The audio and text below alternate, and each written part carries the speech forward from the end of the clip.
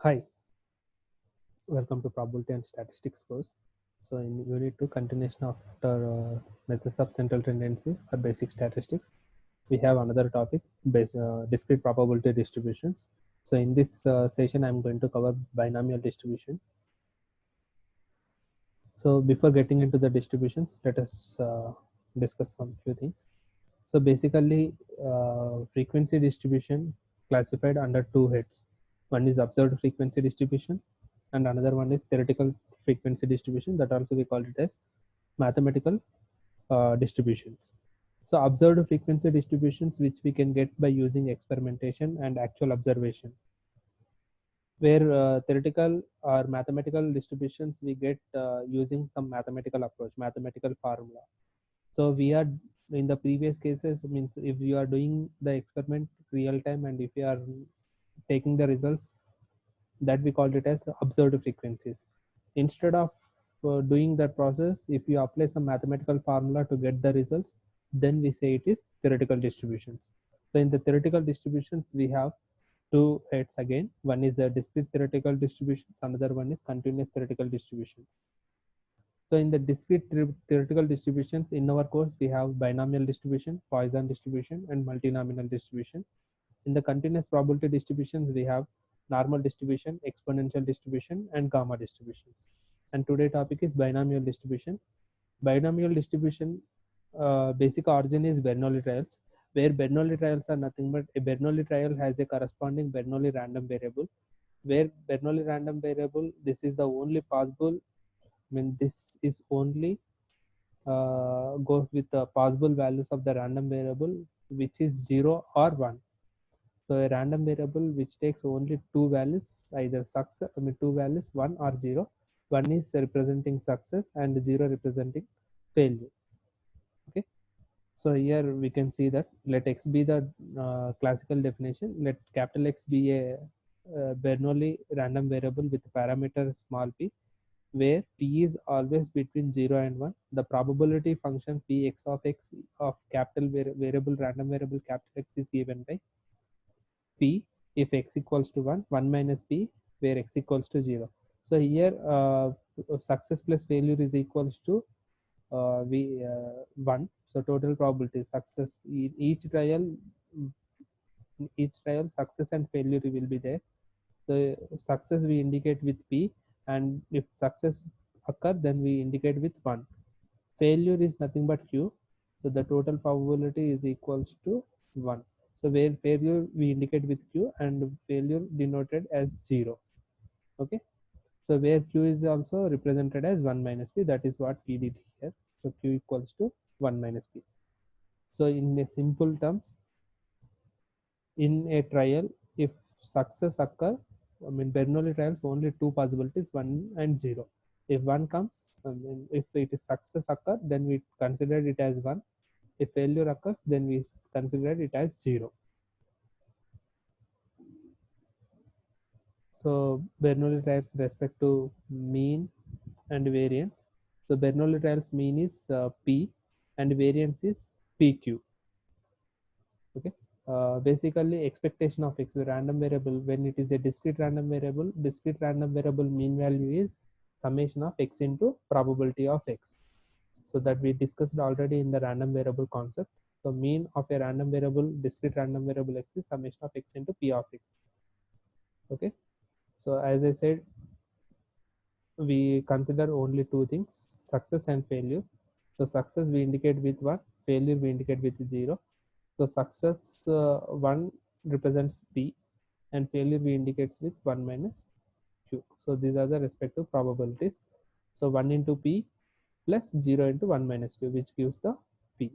Similarly variance. Variance is nothing but expectation of x square minus expectation of x whole square. So by doing that, after simplification, we will get p into 1 minus p. So this is the mean and variance of the Bernoulli trials, Bernoulli distribution.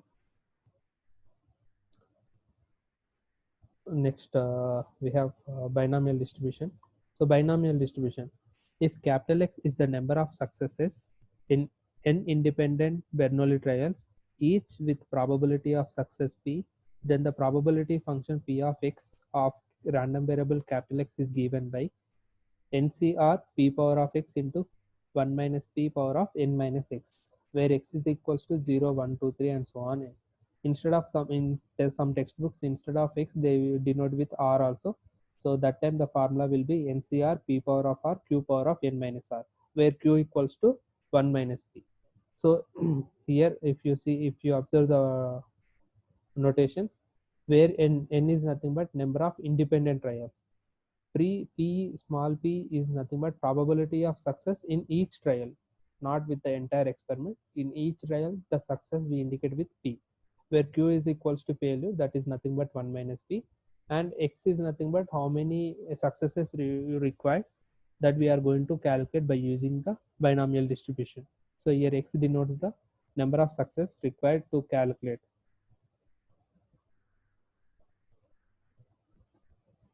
So conditions to apply the binomial distribution. So the number of observations small n is fixed and finite. So number of trials should be fixed and finite, and each observation is independent. So there's all events should be, all trials should be independent of each other, and each observation presents only two things, either success or failure. Success is p and failure is q. The probability of success is p, is the same for each outcome. Okay, so these are the four conditions to apply the binomial distribution. So mean of the binomial distribution, as we already know that the discrete probability distribution mean is summation of x into p of x. So instead of p of x, we take probability distribution function, which is binomial distribution, that is ncx p power of x q power of n minus x. Just expanding this series, if I take x equals to 0 in this series, x power of 0, x is equals to 0 power of n into x is 0 into n, 0 into something will get 0. So when I am taking x equals to 1, 1 into nc1 p power of 1 q power of n minus 1. Similarly, when I will take n equals to 2, 2 into, instead of x is 2 and n is 2, c2 nc2 p power of 2 q power of n minus 2. Like that, the series is expanded. Once after that, we are just simplifying this. nc1 is nothing but n, p power of 1 is p. So nc1 p is nothing but np q power of n minus 1. Similarly, nc2 is nothing but n into n factorial n minus 1 factorial by, sorry, n into n minus 1 by 2 factorial. nc3 is n minus 1 n minus 2 by 3 factorial. So we are just expanding these terms. So after doing the simplification, np q minus 1 2 into n minus 1 by 2 factorial p square into q power of n minus 2. Similarly, we are expanding the series. So if you take 2 into 2 factorial, will gets cancelled. 3 factorial, then after we left with 2. So 3 factorial is nothing but 3 into 2 into 1. So 3 gets cancelled and we left with 2. Okay. So out of this, the common term is NP. In each, in all the series, the entire series is carrying NP terms. So I'm just taking NP as common. So we left with, in the first term, we left with q power of n minus 1. In the second one, we left with n minus 1 into p q power of n minus 2. So I'm changing the color. So okay. So we left with n minus 2 and p is outside. So 1 p is left here. So p q power of n minus 2 and n minus 1 n minus 2 p square q power of n minus 3. Like that, the series is expanded. So using the Bernoulli binomial distribution, q plus p power of n minus 1 expansion will be like this. So q plus p whole power of n minus 1 expansion as follows. So where q plus p, as we know that probability of success plus failure is equals to 1. So p plus q equals to 1, that we are taking as 1. So 1 power of n minus 1 will be again 1. So n into p into 1, which we are getting mean as np. So the binomial distribution mean is np. And here is the variance of the binomial distribution. So direct, instead of where variance of discrete random variable is the summation of expectation of x square minus expectation of x whole square. That is nothing but expectation of x square is nothing but x square into p of x minus mu square. So instead of to do the simplification, what I am doing is x square p of x is represented in this way. So x plus x minus 1 of x into p of x. Even if we do the simplification, here x is there. So again take the product. So we left with, if we do the internal multiplication, x into x will give x square, then x into minus 1 will give minus x. So plus x minus x will get cancelled. Again we left with x square into p of x.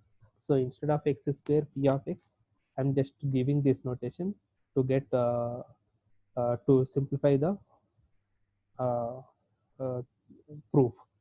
Okay. So after doing this, what I am doing means I'm just splitting all these things. So I'm just taking the product x into p of x as one term, then x minus x, this is x minus 1 into x into p of x is as the second term. So this is the second one, minus mu square as follows. So x into p of x, we know already this is the nothing but mu. Mu is nothing but mean. So where mean is equals to summation of x into p of x. So we are mostly we are focusing on the second term to get to do the simplification. So in the second term, I started with x equals to 2, because if I take x equals to 0, the series will become 0. And even if I take x equals to 1, that term also, the first term also, 1 at 1 also, it is becoming 0. So from x equals to 2 onward, the series is expanding. So that is what we are doing here. So x into summation of e of x is represented as mu. And here when when I am taking x equals to 2, the formula as follows: 0 into 2 in respect to expansion nc2p power of 2q power of n minus 2. When n equals to 3, the formula will be uh, n n is 3 and n minus 1 is 2, and nc3p power of 3q power of n minus 3. The series as follows.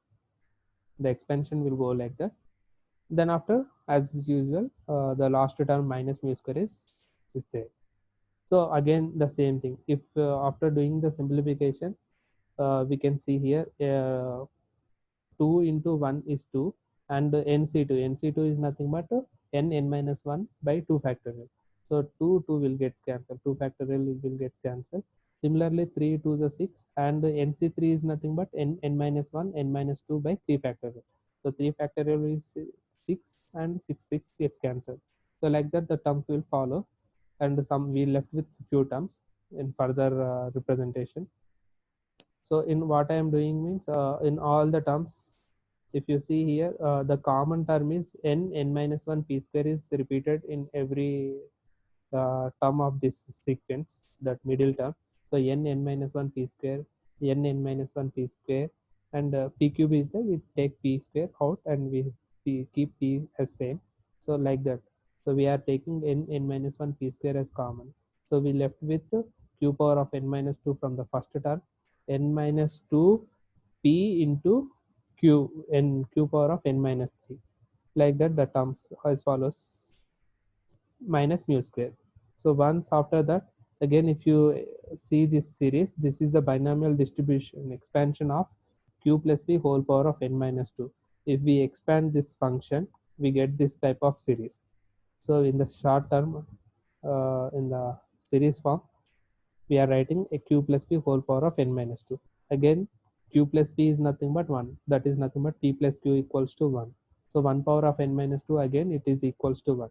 So we are taking mu equals to np, n minus 1 p square as same. Then mu square is nothing but mu is np. So mu square is n square p square. Just doing simplification. So np n square p square minus np square minus n square p square. Doing the simplification, and we are getting the variance as npq of the binomial distribution. If we take the square root of npq, we are getting standard deviation of the binomial distribution. Thank you. In the next session, we are going to see examples on the binomial distribution.